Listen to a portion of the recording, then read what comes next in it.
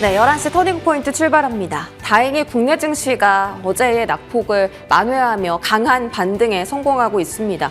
코스피는 2.3% 올라가면서 2,400포인트 회복했고요. 코스닥은 무려 5% 가까운 급등세를 보이며 656선까지 올라왔습니다. 여러 가지 상승 혹은 반등하는 이유가 있는데 일단 코스피가 PBR 0.83배까지 떨어진 건 2018년 이후 단 3차례밖에 없었다고 합니다. 완전한 바닥이기 때문에 수급에 대한 개선세가 좀 좋아지고 있고 외국인도 대량 매물을 출회한다기보다 조금씩 사거나 매도폭이 그렇게 크지 않은 채로 지난주부터 거래를 계속 진행하고 있습니다. 거기다 오늘 중국 경기 부양책 추가로 발표할 가능성이 있다라고 나오면서 중국 경기, 수혜주 종목들도 급등하고 있습니다. 거래소에서 일단 기관 나홀로 순매수인데요. 외국인은 오전 10시께부터 매수에서 매도 쪽으로 포지션을 바꿨습니다만 선물 시장에서 최근 들어 하방에 계속 베팅하는 모습을 보였는데 오늘은 선물에서 7천억 원대 매수세 확인되고 있습니다. 코스닥 수급 보시죠.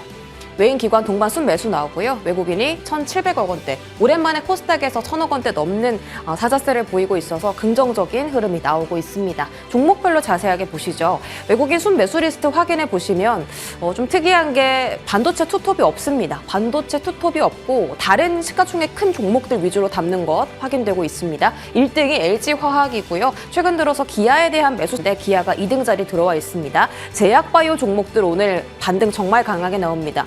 코스닥 시총 1위인 알테오젠도 장중 11% 급등하는데요. 외국인 순매수 리스트에 유한양행과 삼성바이오로직스, 셀트리온 세 가지 종목들 확인되고 있습니다. 나머지는 삼성 SDI나 두산바켓, 에코프로비엠 현재 들어와 있고요. 기관 순매수도 바로 체크하시죠.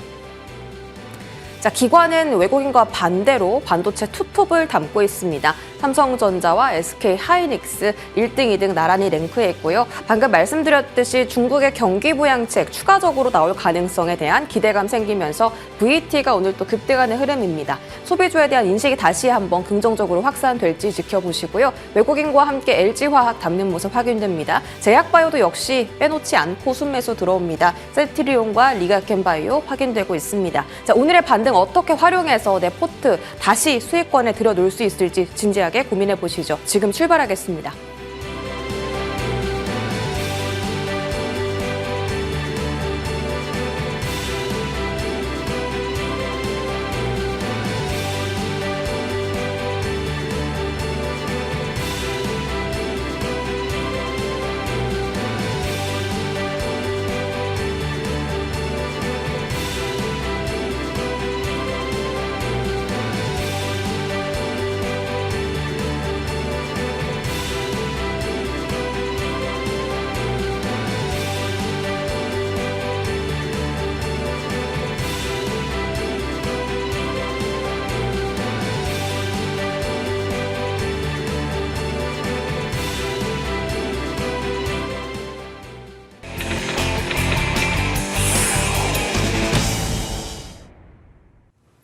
네, 오늘은 유스타 유창희 대표와 탑10 시간 가져보겠습니다. 어서 오세요. 안녕하십니까. 네, 대표님 반갑습니다.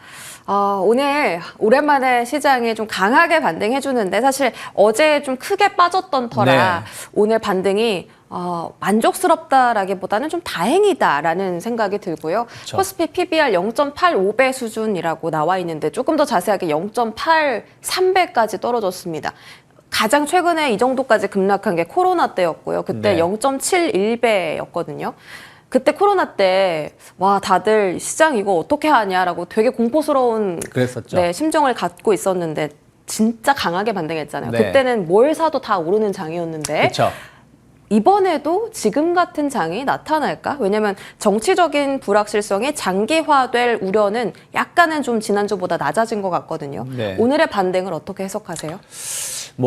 코로나 때랑 비교하기는 좀 힘들다 생각을 좀 하고 있어요. 네. 왜 그러냐면 코로나 때는 전 세계 거의 대부분의 중앙은행이 경기 부양을 하겠다고 무제한적으로 돈을 시장에 풀었죠. 우리나라도 상당히 공격적인 금리 인하를 하면서 경기 부양을 시도했기 때문에 그러한 부분들이 같이 해서 움직인 거고 이번에는 우리나라만 하락한 부분들입니다. 그렇기 때문에 이것이 완벽하게 해소가 된다라면 모르겠지만 아직은 해소된 건 없습니다. 네. 지금 계속 이제 가능성이죠. 뭐 윤석열 대통령이 뭐 구속될 수도 있다. 아니면은 국민의힘이 곧 기자회견을 할 건데 여기에 조속한 후퇴라든지 뭐 이런 부분들이 질서 있는 퇴장이라든지 이런 것들이 뭐 담겨져 있을 거다는 어떤 가정에 의해서만 움직이는 부분들이기 때문에 이게 현실화되는데 시간이 좀 아무리 짧아도 3, 4일은 걸리지 않을까 생각을 좀 하고 있습니다. 다만 시장이 그럼 오늘 왜 이렇게 많이 오르느냐? 네. 이러한 기대감이 지금 반영되고 있다는 생각을 좀 하고 있어요. 그러니까 무슨 말이냐면 어저께 막판까지는 사실은 기대할 만한 내용들이 거의 없었어요. 네. 뭐 국민의힘 계속 내중질환 하고 있었고, 뭐 민주당은 특별하게 뭐 어떤 내용이 좀 뭔가 이렇게 이끌어갈 수 있는 부분들이 없었고, 대통령실도 마찬가지죠. 똑같은 그냥 묵묵무답의 상황이었다라는 거죠. 근데 어저께 장 끝나고 나서 혹은 한 장 마감 직전부터 이 시장이 워낙에 빠르다 보니까 네. 국민의힘도 약간 부담감을 느끼는 것이고, 또 여기저기서 뭐 검찰이든 경찰이든 군이든 뭐 수사의 압박 수준이 높아지다 보니까 오후부터 저녁 시간부터 약간씩의 변화 기류가 나왔고, 이러한 것들이 오늘 좀 반응을 하고 있다. 거기다가 뭐 중국에 대한 어떤 경기 부양이라든지 이런 부분들도 좀 시장 투심을 좀 안정화시킬 수 있었던 요소가 요소로 작용하고 있는 것이 아닌가 판단하고 있습니다. 네. 그 환율 걱정도 좀 되는데요. 다음 보겠습니다. 환율이 진짜 많이 올랐거든요. 지금 10월부터 거의 130원 가까이 튀었는데 지금도 오늘 조금 달러당 원화 가격이 떨어지고 있다라고 하긴 해도 여전히 고가 구간이에요. 네. 그리고 만약에 뭐 이번 주에 탄핵 표고를 다시 했는데 통과가 되지 않는다면 다시 한번 또 정치적 불확실성이 커질 가능성도 있잖아요. 환율에 대해서는 지금 어떻게 봐야 되나요? 외국의 수급이 그래도 조금은 회복되는 것 같긴 한데. 그렇죠.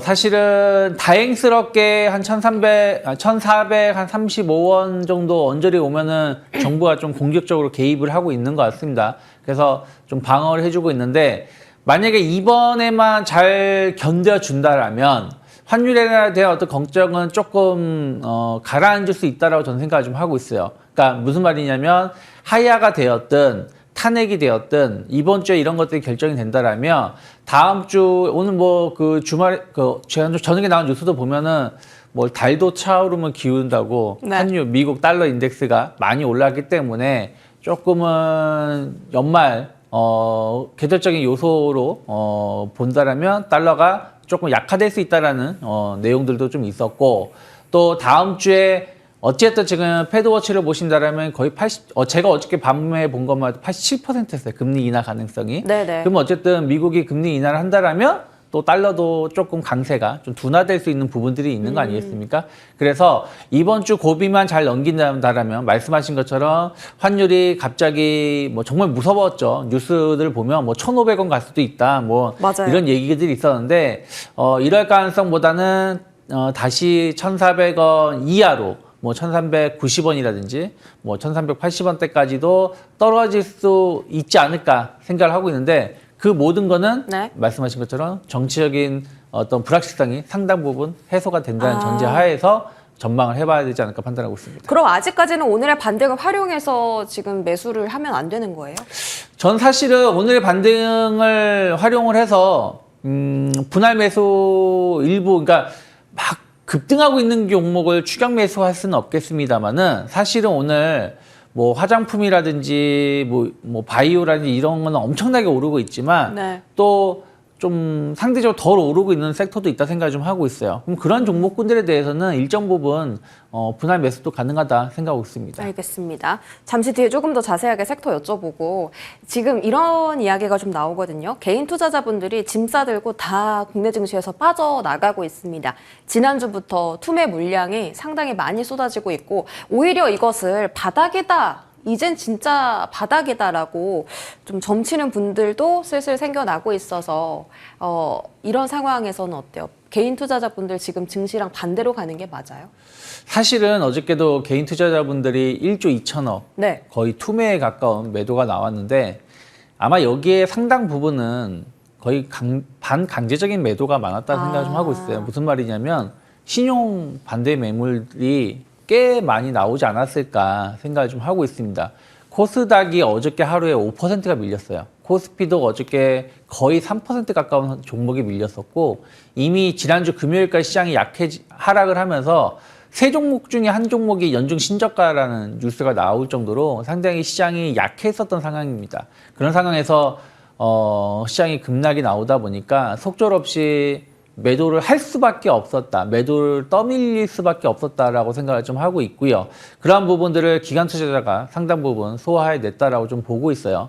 오늘 같은 경우도 외국 개인 투자자분들이 매도가 나오는 것은 주가가 반등을 주고 있지만 사실은 반대 매매라는 거는 이미 개장부터 나오는 거거든요. 그러니까 어저께 뭐 동시효과에 플러스가 나오든 안 나오든 자금 조건이 그 담보 비율을 맞추지 못한다라면 강제적으로 나오는 것이다 보니까 매도가 나오는 거고 또 항상 시장은 이럴 때 또 바닥을 찍고 올라가는 경우가 많이 있습니다. 그래서 지금 진바닥이다 가바닥이다 논할 수는 없지만 어찌되었든 정치적인 불확실성도 이제부터는 조금씩 줄어들면 줄어들지 여기서 더 갑자기 커지진 않겠죠. 갑자기 뭐 북한이 타격을 한다든가 어떤 문제가 발생하지 않는다라면 그리고 악성 매물도 많이 소화가 됐다는 것을 본다라면 뭐 어저께의 저점을 크게 이탈할 만한 어떤 외부 변수가 나오지 않는다라면 네. 뭐 시장은 조금은 안정세를 찾아갈 가능성이 높다. 그래서 여기서 뭐 인버스 투자라든지 더 보수적으로 비관적으로 보면서 시장을 안 좋게 보는 것은 조금은 아니지 않을까 판단하고 있습니다. 알겠습니다. 자, 그럼 시장의 방향성 좀 체크를 해보았고 지금 구간에서 또 매수를 할 만한 섹터가 또 있다고 말씀 주셨잖아요. 네. 오늘 크게 오른 종목 말고도 많이 오르지 않은 업종들도 있다. 지금 구간에서 좀 매력적으로 볼 만한 섹터가 어딥니까? 뭐 사실은 뭐 오늘 은행주들 많이 오르지 못하고 있어요. 저는 근데 금융주들 봐야 된다 생각을 좀 하고 있습니다. 지금 구간에서요? 그렇죠. 왜 그러냐면 어쨌든 시장이 정상화가 된다는 얘기는 그동안 많이 빠졌던 종목군들이 너무 투심이 악화돼서 하락한 종목을 위주로 해가지고 반등이 나올 거고 주가 회복이 빠르게 나올 수 있다 생각을 좀 하고 있습니다. 그러면 그중에서 제일 영향을 많이 받았던 것이 전 은행주라고 생각하고 있어요. 그래서 은행주를 중심으로 해서는 충분히 분할 매수 관점으로 접근해 볼 수 있다 생각을 좀 하고 있고요. 그리고 이제 뭐 오늘 좀 반등을 좀 많이 주고 있기 때문에 좀 더 지켜봐야 되겠습니다만은 뭐 자동차, 현대 기아라든지 그리고 뭐 반도체라든지 뭐 혹은 2차 전지 같은 경우도 충분히 접근해 볼 수 있다 생각하고 있어요. 그러면 반등의 목표치를 어디까지 볼 것이냐? 사실 오늘 반등 주는 것은 어저께 하락한 거 되돌리는 것밖에 안 돼요. 맞아요. 코스닥, 코스피. 그리고 사실은 어저께 많이 빠진 종목이 오늘 다 반등을 주는 게 아니라 아까 말씀드린 것처럼 화장품이라든지 약간 중국 경기 부양에 대한 어떤 기대감이 쪽이 있는 철강, 화학 이런 쪽 위주로 해가지고 많이 반등을 주고 있다라는 거죠. 그러니까 한마디로 어저께 많이 빠진 종목은 아직은 반등을 전부 다 주지 못했기 때문에 충분히 추가적인 반등이 나올 수가 있는 거고 뭐 V자 반등에 성공할지 어떨지 모르겠는데 한 달, 그러니까 일주일이 아니라 한 달 혹은 뭐 2달을 본다라면 최근 5일 동안, 4거래일 동안, 지난 수, 목, 금, 월요일 4거래일 동안 하락한 거에 70% 이상은 저는 회복할 수 있다고 생각을 좀 하고 있습니다. 그러면 거기서 많이 빠졌던 종목군들 중심으로 해서 반등이 나올 것이기 때문에 자율 반등이든 뭐든 그래서 그런 쪽을 오늘 좀 공략해 보시면 좋지 않을까. 네. 다만 이제 말씀드린 것처럼 바이오주는 이미 많이 급등하고 있죠. 네. 어저께 빠진 거 대부분 반납을 했기 때문에 바이오주는 매수를 한다고 하더라도 하루 이틀 좀 흐름을 좀 보면서 매수하는 게 맞지 않을까. 그러니까 순차적으로 종목을 좀 고르면 좀 지켜보면서 대응한 게 접근한 게 맞지 않을까 판단하고 있습니다. 그러면요, 대표님, 금융주를 지금 제일 긍정적으로 본다라고 네. 하셨고, 이제 지금까지 지수의 하락세나 이 정국에 의해서 좀 빠졌던 종목들 바닥에서 70% 정도 올라올 가능성이 있다. 지금 매수해서 네. 이제 반등 차익 노리자라는 건데, 방산 외에 정책 피해주로 거론됐던 금융 외에 네. 방산과 원전, 혹은 전력설비 이쪽 섹터는 지금 반등이 막 크지는 않거든요. 그렇죠. 이쪽도 봐도 돼요? 요거는 좀 이제 다르게 보실 필요가 있죠. 그러니까 정책에 대한 어떤 기대감들이 있는데 정책이라는 게 정부의 어떤 재정 지출을 동반하는 정책이 있고요. 재정 지출이 동반하지 않는 정책이 있다고 보시면 될 것 같아요. 밸류업 정책은 어떻게 보면은 약간 세제 혜택이라든지 뭐 이런 부분들에 대해서 어떤 정부 지원이 있는 것이지 정부가 돈을 주면서 이거 배당하세요라고 하는 거 아니거든요. 네. 그렇기 때문에 정부가 어떤 예산 집행이 예산이 삭감된다고 해도 기업들이 밸류업을 줄일 이유가 없다라는 거죠. 근데 예를 들어 대한고래 프로젝트 같은 경우는 예산이 꼭 필요한 거잖아요. 시출해야 되는 거니까. 그럼 그런 부분들에 대해서는 조금은 투자 심리가 쉽게 회복되기 쉽지 않을 거라 생각하고 있고, 방산 같은 경우도 마찬가지입니다. 지금 현대 로템 같은 경우도 지금 폴란드 관련해 가지고 2차 계약이 지금 미뤄지고 있다라는 얘기가 나오고 있는데, 특히 이 무기 같은 경우는, 그러니까 다른 제품들은 뭐 정부에 신고를 하고 세관에 신고하고 수출하고 하면 되는 건데, 무기는 허가가 나와야 돼요. 네. 예, 무기니까. 근데 이걸 누가 허가해 주냐라는 거죠. 그럼 이런 부분들이 좀 그러니까 수출이 취소가 된다는 건 아니지만 이게 확정되는데 시간이 좀 지연될 수 있다는 부분들을 우리가 체크하셔야 된다고 생각하고 있고, 저는 전력 인프라 같은 경우는 뭐 우리나라와 상관없다 생각하고 있어요. 전력 인프라가 움직인 게 정부가 송배전을 엄청나게 투자한다 해서 오른 건 아니기 때문에, 하락을 했을 때 아까 금융주처럼 충분히 좀 빠르게 반등이 나올 수도 있지 않을까 생각하고 있고요. 원전 같은 경우는 정부가 뭐 조기 대선이든 정부가 바뀐다고 해서 원전을 다시 뭐 탈원전을 가진 않을 거라 생각하고 있습니다. 하지만 어쨌든 정책에 대해서의 어떤 힘이 좀 빠졌다는 부분들은 주가가 회복되는 데는 시간이 걸리지 않을까 네. 판단하고 있습니다.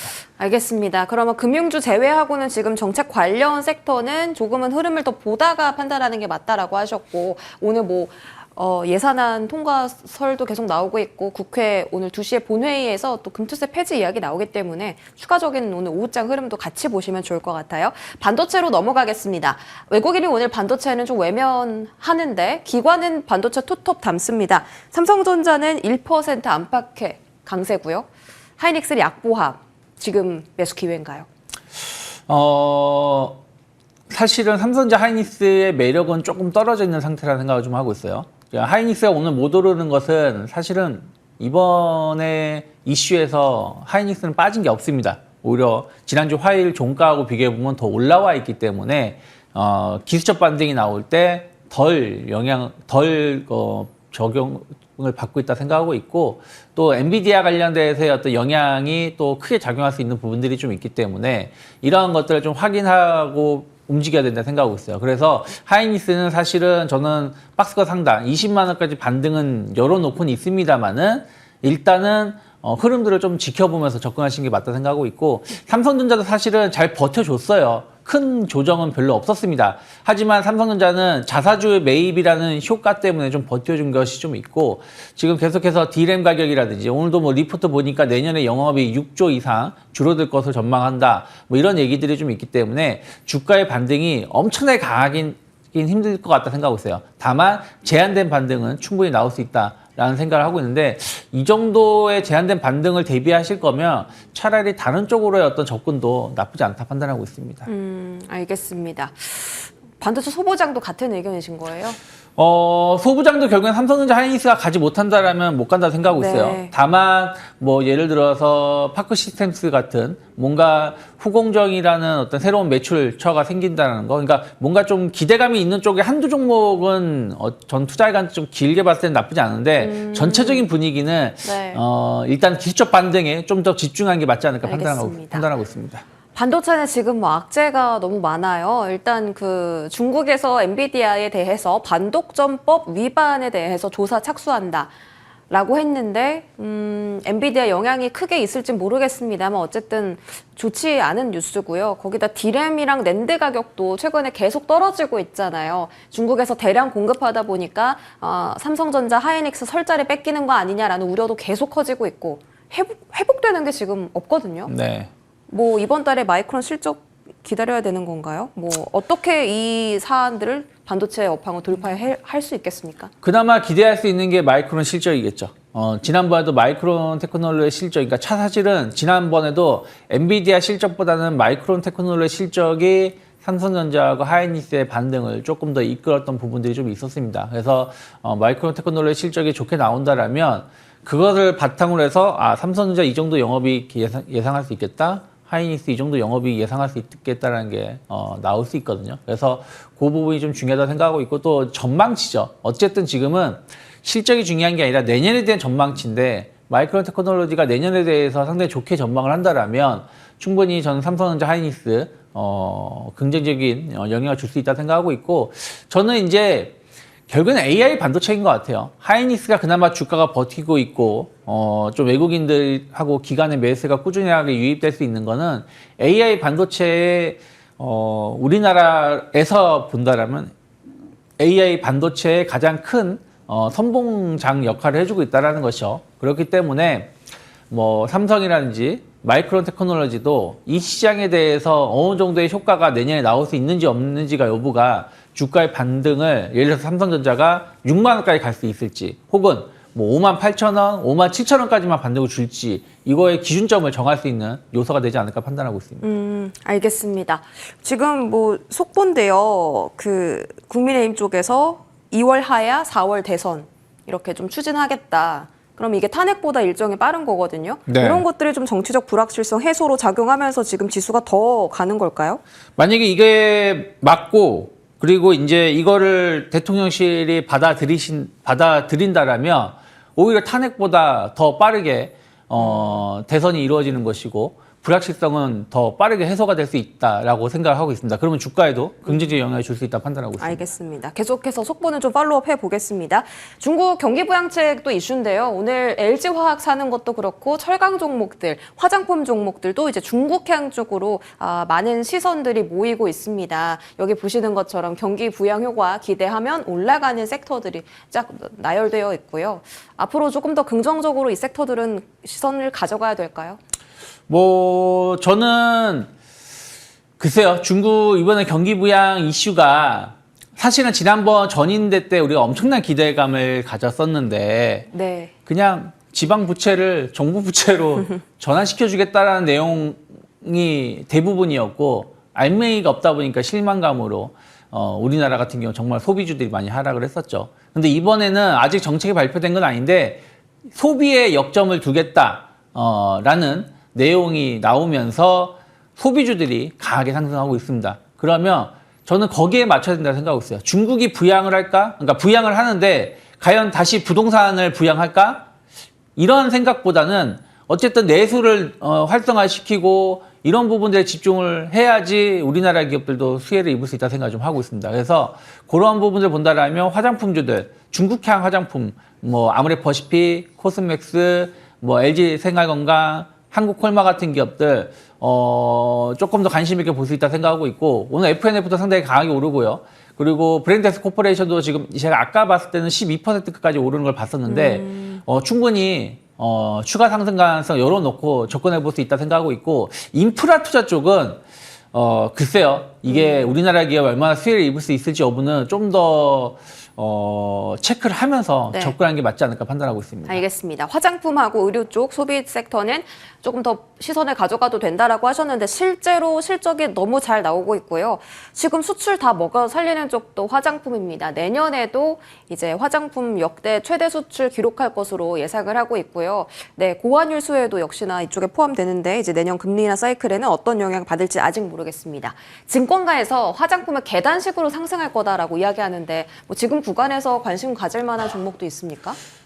예를 들어서 중국 쪽을 좀 본다라면 뭐 코스맥스라든지 또 저는 한국콜마 같은 경우도 예전보다는 많이 조금 줄어들긴 했지만 전체 화장품 매출이 늘어난다라면 코스맥스나 화장품 한국콜마의 ODM 이런 부분들의 매출은 동반해서 늘어날 수 있다 생각 좀 하고 있기 때문에 조금 관심 있게 접근해 보시면 좋다 생각하고 있고 그리고 꼭 화장품이 아니라고 하더라도 오늘 보면은 약간 필러라든지 보톡스 관련된 기업들이 강해요. 잘 가요. 네. 그러면 저는 항상 몇 번 말씀드렸지만 파마 리서치 같은 기업들은 충분히 지켜볼 수 있다. 최근에 이런 이슈에도 주가 조정은 제한적이었고 오늘 강하게 상승하면서 다시 한번 지점 고점을 돌파를 시도하고 있다는 부분들 체크해 보실 필요 있지 않을까 생각하고 있습니다. 네, 화장품은 ODM 쪽 그리고 보톡스 쪽으로 파마 리서치 부분도 말씀 주셨습니다. 지금까지 유창희 대표와 시간 가져봤습니다. 고맙습니다. 맞습니다.